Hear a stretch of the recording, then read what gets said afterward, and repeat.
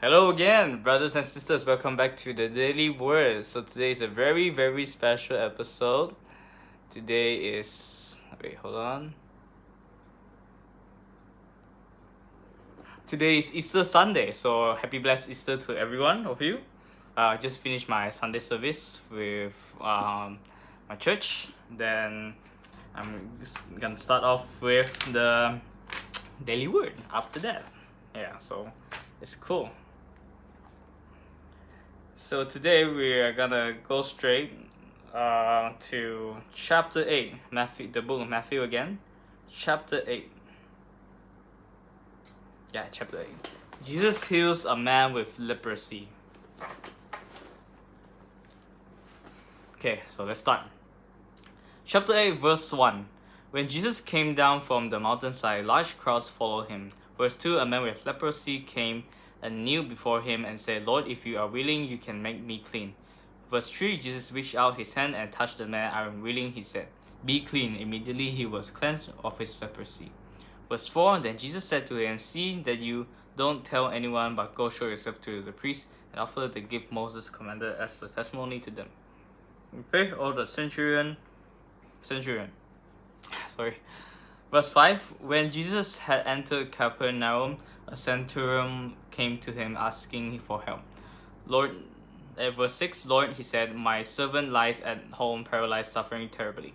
Verse 7, Jesus said to him, shall I come to and heal him? Verse 8, the centurion replied, Lord, I do not deserve to have you come under my roof, but I just say the word and my servant will be healed. Verse 9, for I myself am a man under authority, with soldiers under me. I tell this one, go, and he goes, and that one, come, and he comes. I say to my servant, do this, and he does it. Verse 10, when Jesus heard this, he was amazed and said to those following him, truly I tell you, I have not found anyone in Israel with such great faith. Verse 11, I say to you that many will come from the east and the west, and will take their places at the feast of Abraham, Isaac, and Jacob in the kingdom of heaven. Verse 12, but the subjects of the kingdom of the kingdom will be thrown outside into the darkness, where they will be weeping and gnashing of teeth. Verse 13, then Jesus said to the centurion, go, let it be done just as you believe it would. And his servant was healed at that moment. Jesus heals many. Verse 14, when Jesus came into Peter's house, he saw Peter's mother-in-law lying in bed with a fever.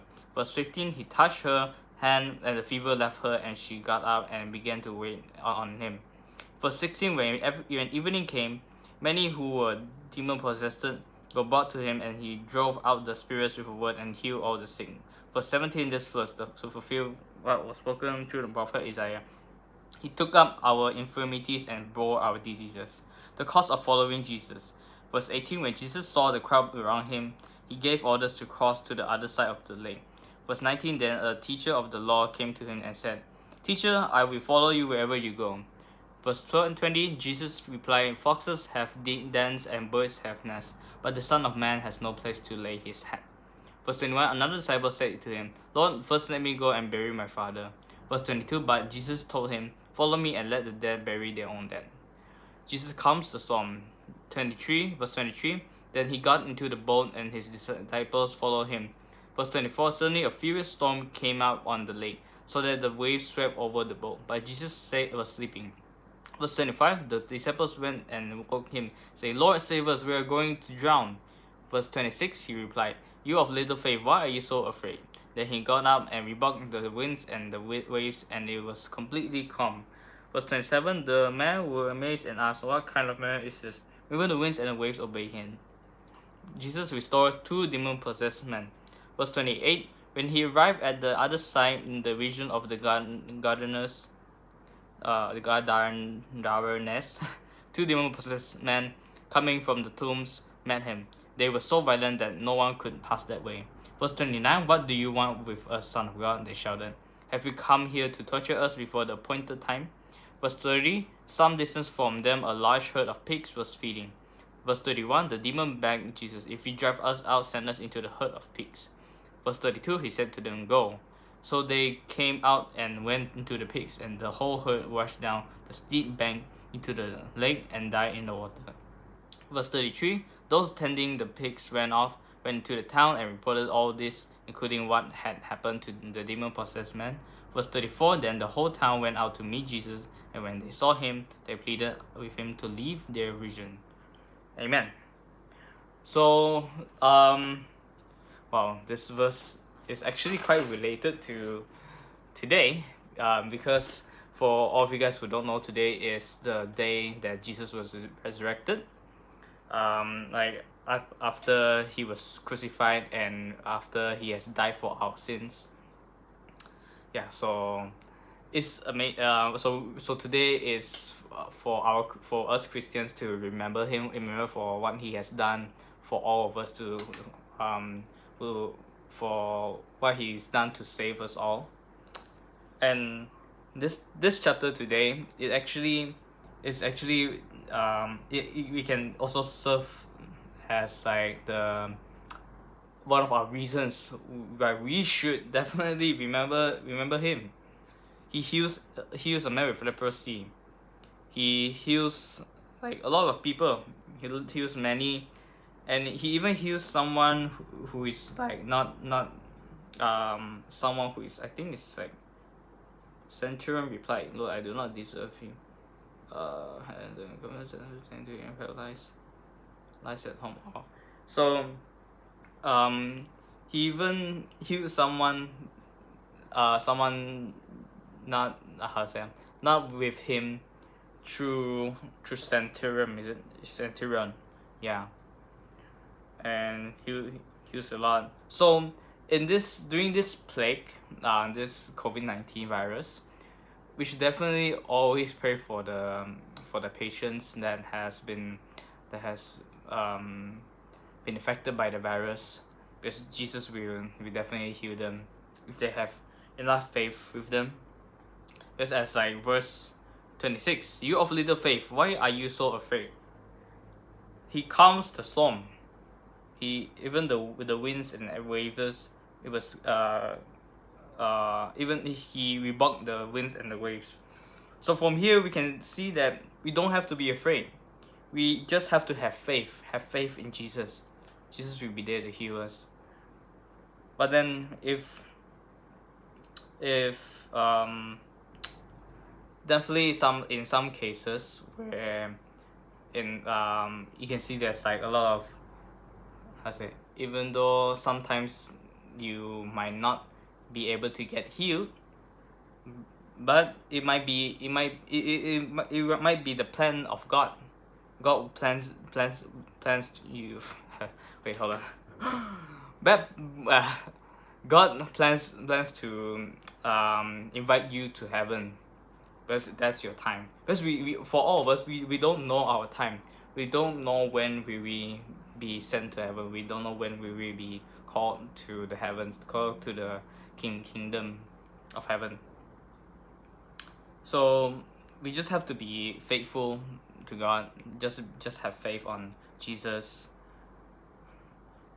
Like in everything that we do, doesn't mean that when you are sick, okay, especially like when you are sick, then you have faith. It's not like that.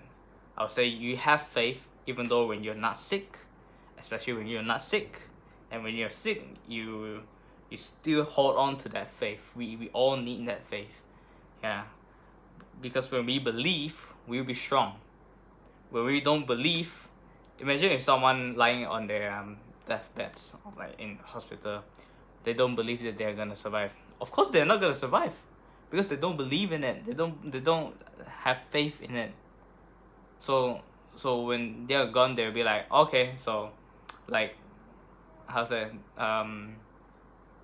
Then when they're gone, a lot of people will be like, he doesn't have the strength to fight it, yeah, unless they surrender to it and leave everything to God. Yeah, that's a different story lah.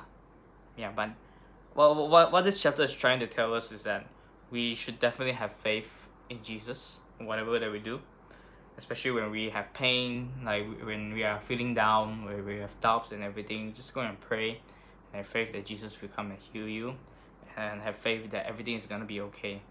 Yeah, because we need that. We definitely need that, especially at this time. Sometimes like this kind of plague, this kind of events, we tend to draw ourselves further away from faith. We don't have any faith anymore. Like um we don't have confidence that we will pick ourselves up again right after this plague. But I will say to you, if you can pick yourself up right after this plague, you will be stronger. You'll definitely be stronger. Yeah, so if you don't have faith, if you don't continue to believe in that, then of course your business is going to fail. Of course you always have doubts because you don't have faith in yourself.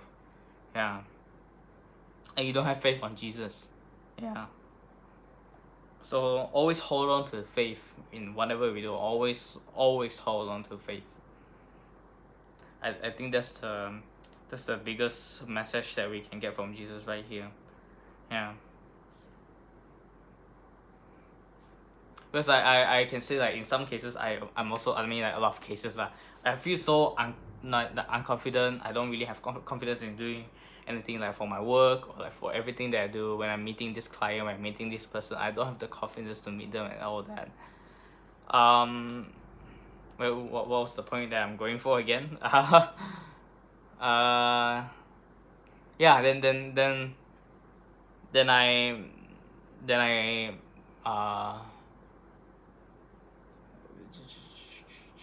oh yeah, yeah, I get it. When I don't have the confidence, when I don't have the faith in myself, then I cannot do it. I cannot talk to that person. I cannot seal the deal. Yeah. So so yeah, that comes back to my point. Like, always believe in yourself, believe in Jesus, and have faith in yourself and have faith in Jesus, especially on Jesus. Yeah. If you don't have faith on yourself, then have faith on Jesus. Jesus will take care of it. Will help you. Will heal you. That's why in church we always heard the phrase like, may the blood of Jesus cleanse us and be with us. Yeah. So how to say So from there, when you are cleansed, when you are being healed by Jesus, you can feel it. You can feel that you can continue on to move on with your life and all that. Yeah, so it's very, very powerful. I can definitely feel myself. Sometimes people might say that it might be like just a feeling, like in Chinese it's called 心理作用, like it's just your heart telling you that you're okay. I used to thought like that. I used to think of that like, oh, it's just my 心理作用. I don't need to like pray and all that. But then I realized if I don't pray at all, I wouldn't get anything, you know. I wouldn't have that feeling. Yeah. So from the Bible is they already taught us. The Bible already taught us that prayer is actually prayer is very important. Yeah. So every day we do, we should definitely pray about it. Doesn't mean that you have to like go hide yourself and then pray. You can pray it in your mind, in your head. Yeah. Like from the purpose driven life as well, an act of worship doesn't mean that you have to it points out something from the purpose driven life that when it, like for churches, a lot of churches, they actually use the term worship as like singing, but in actual fact worship is your worship, your act towards God, like you're praising God. It's not singing. Okay, worship can be, I'm doing my work for God, I'm doing my duties for God. That is worship. Yeah. But then I don't know, in some like over the years we tend to make worship and term for like singing, so a lot of people might be sleep with the term worship. So you guys just be alert about that. So in whatever that we do, we should definitely think about the act of worship, like whatever we do, and then we always constantly pray. Sometimes I admit, like sometimes I feel like before I was a believer, I feel like the Christians are always emphasizing on praying. I don't really get it. I don't really get why do we have to like emphasize on praying. What's the benefit of praying? Yeah. But now I realize, because before I was a believer, I meditate. I use meditation as my prayer, and then I can find peace in it. I can say definitely, my mind mentally, I can find peace without me realizing that's actually prayer. That's actually me praying. Yeah. Um so yeah, calming yourself down, then just re-evaluating your mind, then just focus on your mind, and then focus on God. Yeah, for that's actually prayer already. Back then I focused more on my mind, and then, but it's slowly just you have that feeling that God is there with you. You just have this sense of peace. Yeah, meditation actually comes from praying. Yeah.